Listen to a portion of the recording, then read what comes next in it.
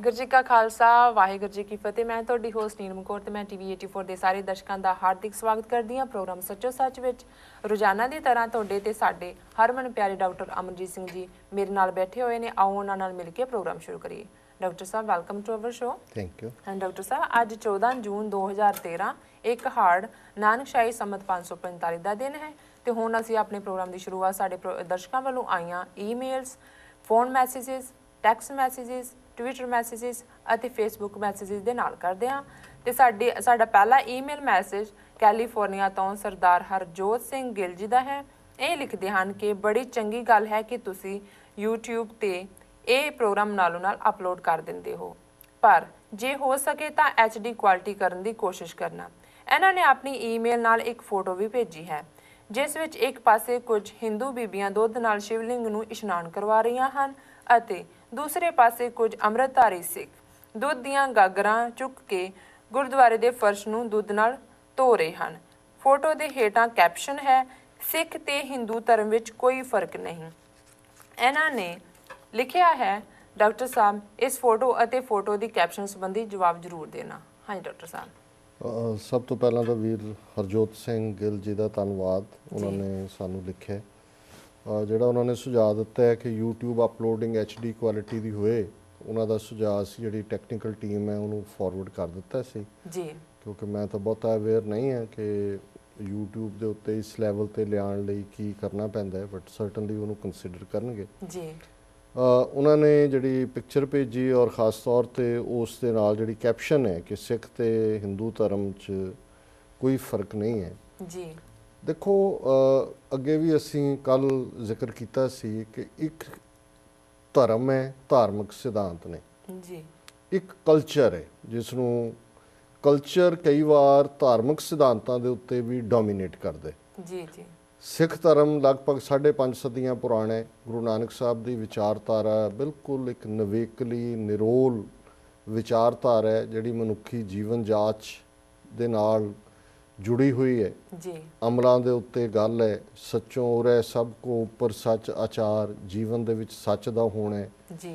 ਵਹਿਮਾਂ ਤੋਂ, ਭਰਮਾਂ ਤੋਂ, ਕਰਮ ਕਾਂਡਾਂ ਤੋਂ, ਫਜ਼ੂਲ ਖਰਚੀਆਂ ਤੋਂ, ਦਿਖਾਵਿਆਂ ਤੋਂ ਜੀ, ਇਹ ਸਭ ਤੋਂ ਦੂਰ ਖੜ ਕੇ ਗੁਰੂ ਸਾਹਿਬ ਨੇ ਕਿਰਤ ਨੂੰ ਵਡਿਆਇਆ, ਸਚਿਆਰਤਾ ਨੂੰ ਵਡਿਆਇਆ ਜੀ ਜੀ, ਤੇ ਸੱਚ ਪੱਲੇ ਹੋਏ।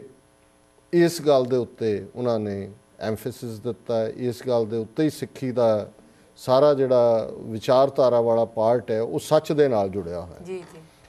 ਔਰ ਜਿਹੜੀ ਜਦੋਂ ਅਸੀਂ ਧਰਮਸਾਲ ਦਾ ਕਾਨਸੈਪਟ ਵੀ ਦੇਖਦੇ ਹਾਂ, ਗੁਰਦੁਆਰਾ ਸਾਹਿਬ ਅਸੀਂ ਅੱਜ ਕਹਿੰਦੇ ਹਾਂ, ਪਹਿਲਾਂ ਧਰਮਸਾਲ ਕਿਹਾ ਜਾਂਦਾ ਸੀ, ਜਿਸ ਨੂੰ ਭਾਈ ਸਾਹਿਬ ਨੇ ਵੀ ਭਾਈ ਗੁਰਦਾਸ ਜੀ ਨੇ ਫਰਮਾਇਆ, ਘਰ ਘਰ ਅੰਦਰ ਧਰਮਸਾਲ ਹੋਵੇ ਕੀਰਤਨ ਸਦਾ ਵਸੋਆ ਜੀ।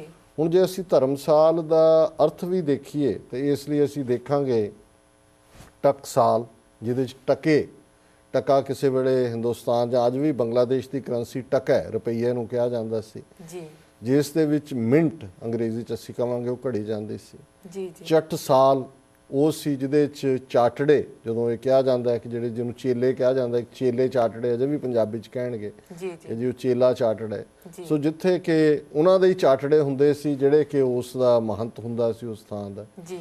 ਸੋ ਇਸ ਤਰ੍ਹਾਂ ਹੀ ਜਿਹੜਾ ਧਰਮਸਾਲ ਸ਼ਬਦ ਸੀ ਕਿ ਉਹ ਮਿੰਟ, ਉਹ ਟਿਕਾਣਾ ਜਿੱਥੇ ਧਰਮ ਦੀਆਂ ਕਦਰਾਂ ਕੀਮਤਾਂ ਜਿਹੜੀਆਂ ਨੇ ਉਹ ਦਿੱਤੀਆਂ ਜਾਣਗੀਆਂ ਜਗਿਆਸੂਆਂ ਨੂੰ ਜੀ ਜੀ। ਸਿੱਖ ਦਾ ਮਤਲਬ ਵੀ ਸੀਕਰ ਹੈ, ਸੀਕਰ ਦਾ ਮਤਲਬ ਜਗਿਆਸੂ ਹੈ, ਸੱਚ ਦਾ ਢੂੰਡਾਊ ਹੈ ਜੀ। ਤੇ ਧਰਮਸਾਲ ਉਹ ਥਾਂ ਸੀ ਜਿੱਥੇ ਕਿ ਉਸ ਦੀ ਸੱਚ ਦੀ ਜਗਿਆਸਾ, ਉਸ ਨੂੰ ਘੜਿਆ ਜਾਣਾ, ਉਸ 'ਚੋਂ ਫਿਰ ਸੰਗਤ, ਜਦੋਂ ਅਸੀਂ ਸੰਗ ਕਰਦੇ ਹਾਂ, ਜੁੜ ਕੇ ਬੈਠਦੇ ਹਾਂ, ਤੇ ਉਹ ਸੰਗਤ ਦਾ ਰੂਪ ਹੈ ਜੀ। ਤੇ ਉਹਦੇ 'ਚ ਕਿਸੇ ਹੋਰ ਦੀ ਗੱਲ ਨਹੀਂ ਸੀ, ਗੱਲ ਬੜੀ ਸਪਸ਼ਟਤਾ ਦੇ ਨਾਲ ਸੀ ਕਿ ਸਤ ਸੰਗਤ ਉਹ ਹੈ ਜਿੱਥੇ ਇੱਕੋ ਨਾਮ ਵਖਾਣੀ ਹੈ, ਜਿੱਥੇ ਸਿਰਫ ਇੱਕ ਰੱਬ ਦੀ ਉਸਤਤ ਸਿਫਤ ਸਲਾਹ, ਪਰ ਉਹਦੇ ਨਾਲ ਜਿਉਂ-ਜਿਉਂ ਸੰਗਤ ਦਾ ਦਾਇਰਾ ਔਰ ਸਮੇਂ ਦਾ ਚੈਲੰਜ ਵੱਧਦਾ ਗਿਆ, ਤਿਉਂ-ਤਿਉਂ ਇਹੀ ਗੁਰਸੰਗਤ ਕੀਨੀ ਖਾਲਸਾ। 10ਵੇਂ ਪਾਤਸ਼ਾਹ ਨੇ ਉਸ ਗੁਰੂ ਸੰਗਤ ਨੂੰ ਹੀ ਜਿਹੜਾ ਖਾਲਸਾ ਰੂਪ ਦਿੱਤਾ।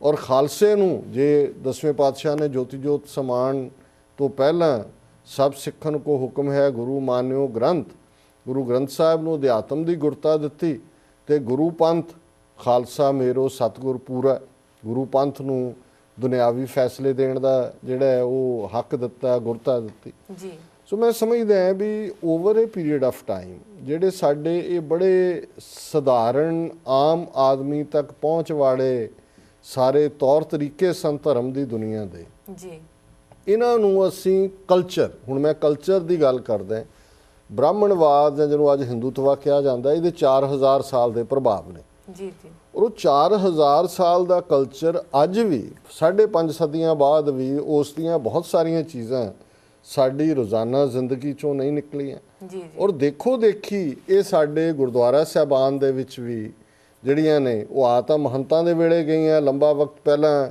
ਜਦੋਂ ਸਿੱਖ ਸੰਘਰਸ਼ ਦੇ ਵਿੱਚ ਸਨ 18ਵੀਂ ਸਦੀ ਦੇ ਵਿੱਚ, ਤੇ ਉਦਾਸੀ ਨਿਰਮਲੇ ਦੂਸਰੇ ਮਹੰਤ ਸਨ। ਜੀ ਫਿਰ ਜਦੋਂ ਅੰਗਰੇਜ਼ ਆਏ ਉਹਨਾਂ ਨੇ ਪੱਕੀ ਜਾਇਦਾਦ ਮਹੰਤਾਂ ਦੀ ਬਣਾ ਦਿੱਤੀ।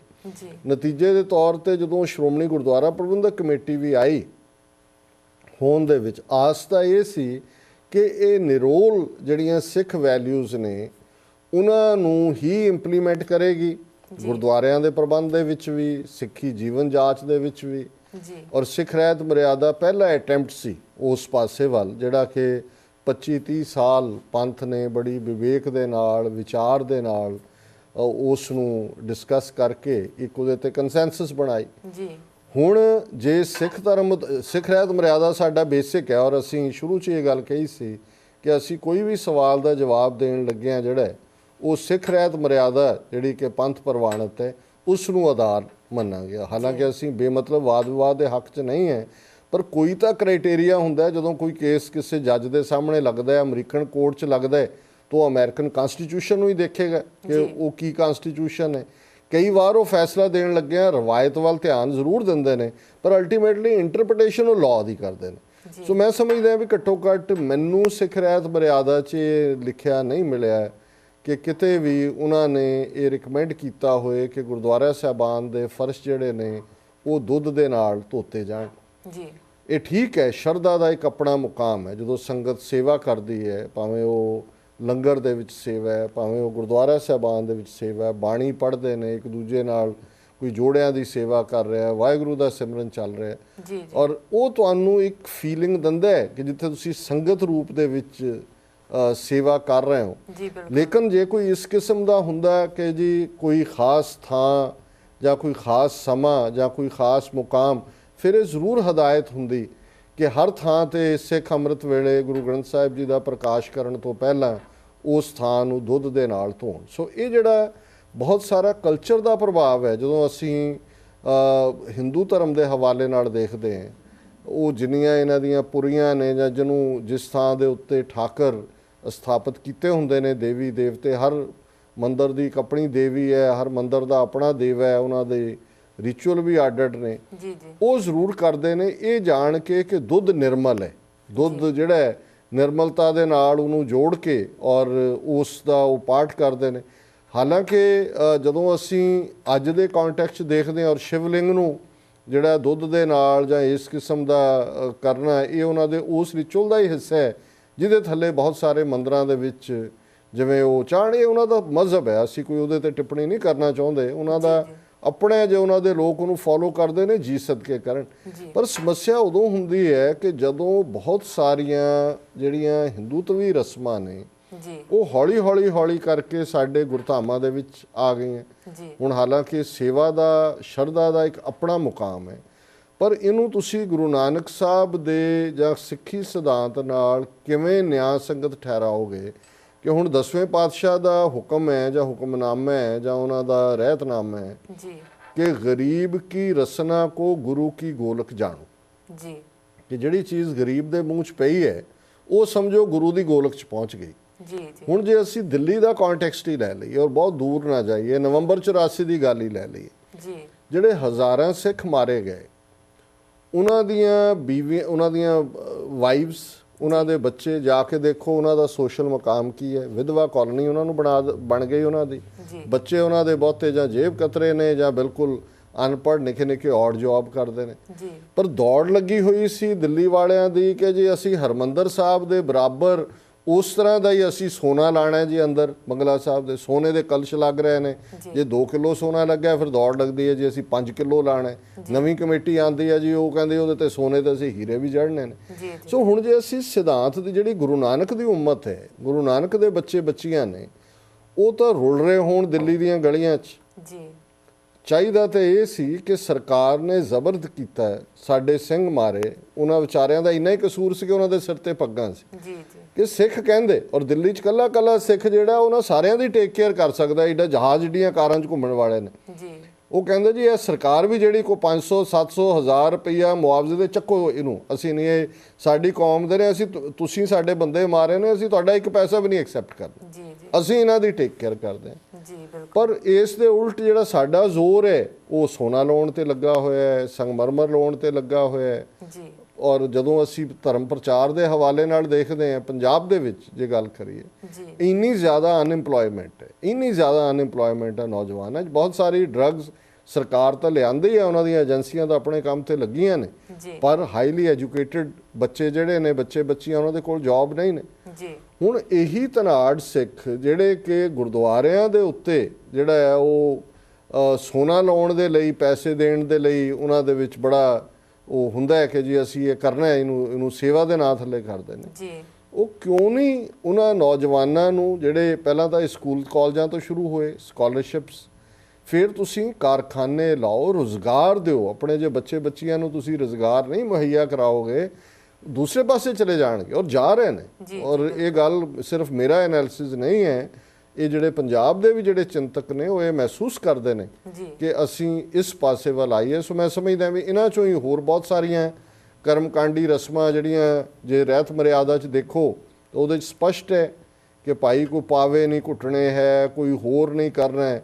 ਪਰ ਤੁਸੀਂ ਜੇ ਰੱਖੜੀ ਆ ਗਈ, ਨਾ ਰੱਖੜੀ ਦਾ ਕੋਈ ਸਿੱਖੀ ਨਾਲ ਸੰਬੰਧ ਹੈ, ਨਾ ਕੋਈ ਲਾਗਾ ਦੇ ਗਏ, ਲੇਕਿਨ ਤੁਸੀਂ ਜਾ ਕੇ ਦੇਖੋਗੇ ਪੀੜੇ ਨਾਲ ਰੱਖੜੀਆਂ ਬੰਨੀਆਂ ਹੋਣਗੀਆਂ ਗੁਰੂ ਗ੍ਰੰਥ ਸਾਹਿਬ ਦੇ ਜੀ। ਇਸੇ ਤਰ੍ਹਾਂ ਬਾਕੀ ਜਿਹੜੇ ਹਿੰਦੂਆਈਜ਼ਡ ਸਾਰੇ ਤਿਉਹਾਰ ਨੇ, ਔਰ ਇਹੀ ਹਾਲ ਮੰਗਲ ਸ਼ਨੀਚਰ ਈਵਨ ਅਮਰੀਕਾ ਕੈਨੇਡਾ ਦੇ ਗੁਰਦੁਆਰਿਆਂ 'ਚ ਕਿ ਭਾਈ ਉੱਥੇ ਤੁਸੀਂ ਜਾ ਕੇ ਦੇਖੋ ਕਾਲੇ ਮਾਵਾਂ ਦਾ ਢੇਰ ਲੱਗਾ ਹੁੰਦਾ, ਕੋਈ ਤੇਲ ਰੱਖੇ। ਉਹ ਹੁਣ ਤਾਂਤਰਿਕਾਂ ਕੋਲ ਜਾਂਦੇ ਨੇ, ਜੋਤਸ਼ੀਆਂ ਕੋਲ ਜਾਂਦੇ ਨੇ, ਉਹਨਾਂ ਨੂੰ ਪਤਾ ਵੀ ਇਹਨਾਂ ਨੇ ਗੁਰਦੁਆਰਾ ਤਾਂ ਨਹੀਂ ਛੱਡਣਾ ਹੈ, ਪਰ ਇਹਨਾਂ ਨੂੰ ਬ੍ਰਾਹਮਣਵਾਦ ਵੀ ਫਸਾਓ। ਉਹ ਕਹਿਣਗੇ ਜੀ ਇਹ ਸ਼ਨੀ ਜਿਹੜਾ ਉਹ ਭਾਰੀ ਹੋ ਗਿਆ, ਮੰਗਲ ਹੋ ਗਿਆ ਭਾਰੀ, ਤੁਸੀਂ ਕਾਲੇ ਮਾਂ ਜਿਹੜੇ ਆ ਨਾ ਉਹ ਜਾ ਕੇ ਗੁਰਦੁਆਰਾ ਹੀ ਮੱਥਾ ਟੇਕ ਦਿਓ। ਜਾਂ ਦੂਜਾ ਤੁਸੀਂ ਜਾ ਕੇ ਦੇਖ ਲਓ, ਕਿਸੇ ਗੁਰਦੁਆਰੇ 'ਚ ਦੇਖ ਲਓ ਜਾ ਕੇ, ਮੰਗਲ ਔਰ ਸ਼ਨੀਚਰਵਾਰ ਉਹ ਕਾਲੇ ਮਾਂ, ਕਈਆਂ ਦੇ ਅੰਦਰੋਂ ਲਾਲ ਧਾਗਾ ਹੁੰਦਾ, ਕਈਆਂ 'ਚੋਂ ਮੋਰੀ ਵਾਲਾ ਪੈਸਾ ਨਿਕਲਦਾ, ਤਾਂਬੇ ਵਾਲਾ। ਹੁਣ ਇਹ ਕਿਵੇਂ ਅਸੀਂ ਗੁਰਦੁਆਰੇ ਔਰ ਮੈਨੇਜਮੈਂਟਸ ਔਰ ਗੁਰਦੁਆਰਿਆਂ ਦੇ ਗ੍ਰੰਥੀ ਰਾਗੀ ਉਹ ਵੀ ਇਸ ਬਾਰੇ ਨਹੀਂ ਕਹਿਣਾ ਚਾਹੁੰਦੇ, ਕਿਉਂਕਿ ਅਲਟੀਮੇਟਲੀ ਉਸ ਸਾਰੇ 'ਚੋਂ ਉਹਨਾਂ ਦਾ ਵੀ ਜੁੜਿਆ ਹੁੰਦਾ ਕਿ ਜੀ ਚਲੋ ਜਿਹੜੀ ਹੈ ਕੋਈ ਆ ਕੇ ਮੱਥਾ ਟੇਕਦਾ ਹੈ, ਕੋਈ ਆਮਦਨੀ ਹੋ ਰਹੀ ਹੈ ਗੁਰਦੁਆਰੇ ਦੀ, ਭਾਵੇਂ ਉਹ ਕਾਲੇ ਮਾਂ ਮੁੜ ਕੇ ਉਸੇ ਹੀ ਦੁਕਾਨਦਾਰ ਕੋਲ ਵੇਚੇ ਹੁੰਦੇ ਨੇ। ਸੋ ਇਹਨਾਂ ਨੇ ਠੀਕ ਕਿਹਾ ਕਿ ਇਹ ਜਿਹੜਾ ਬਹੁਤ ਸਾਰਾ ਪਾਰਟ ਹੈ, ਔਰ ਇਸ ਦਾ ਆਧਾਰ ਬਣਾ ਕੇ ਫਿਰ ਹਿੰਦੂ ਜਿਹੜੇ ਨੇ ਉਹ ਇਸ ਗੱਲ ਨੂੰ ਕਹਿੰਦੇ ਨੇ ਕਿ ਜੀ ਦੇਖੋ ਤੁਹਾਡੀ ਰਸਮ ਤੇ ਸਾਡੀ ਰਸਮ ਆ ਹੈ, ਤੁਹਾਡੀ ਰੱਖੜੀ ਤੇ ਸਾਡੀ ਰੱਖੜੀ, ਤੁਹਾਡੀ ਹੋਲੀ ਤੇ ਸਾਡਾ ਹੋਲਾ, ਤੁਹਾਡੀ ਦੀਵਾਲੀ ਤੇ ਸਾਡੀ ਦੀਵਾਲੀ, ਇਸ ਲਈ ਤੁਸੀਂ ਹਿੰਦੂਆਂ ਦਾ ਹਿੱਸਾ ਹੋ। ਤੁਸੀਂ ਕਿਵੇਂ ਕਹਿ ਸਕਦੇ ਹੋ ਵੀ ਤੁਹਾਡੇ ਤਾਂ ਸਾਰਾ ਕੁਝ ਹੀ ਹਿੰਦੂਆਂ ਵਰਗਾ, ਸਾਡੇ ਵਰਗਾ ਜੀ ਜੀ। ਸੋ ਮੈਂ ਸਮਝਦਾ ਵੀ ਇਹਦੇ 'ਚ ਉਹ ਕੈਪਸ਼ਨ ਜਿਹੜੀ ਵੀ ਹੈ ਉਹਦੇ 'ਚ ਕੋਈ ਸ਼ਰਾਰਤ ਵੀ ਹੈ ਜੀ ਜੀ, ਪਰ ਜਦੋਂ ਜੇ ਕੋਈ ਸਾਨੂੰ ਕਨਫਰੰਟ ਕਰੇ ਤਾਂ ਅਸੀਂ ਸ਼ਾਇਦ ਉਹਨੂੰ ਡਿਫੈਂਡ ਨਹੀਂ ਕਰ ਸਕਦੇ ਜੀ। ਡਾਕਟਰ ਸਾਹਿਬ ਹੁਣ ਵੇਲਾ ਹੋ ਗਿਆ ਛੋਟੇ ਜਿਹੇ ਬ੍ਰੇਕ ਦਾ। ਵੀਅਰਸ ਈਮੇਲ ਦਾ ਸਿਲਸਿਲਾ ਇਸ ਤਰ੍ਹਾਂ ਹੀ ਚੱਲਦਾ ਰਹੇਗਾ। ਮਿਲਦੇ ਹਾਂ ਇੱਕ ਛੋਟੇ ਜਿਹੇ ਬ੍ਰੇਕ ਤੋਂ ਬਾਅਦ।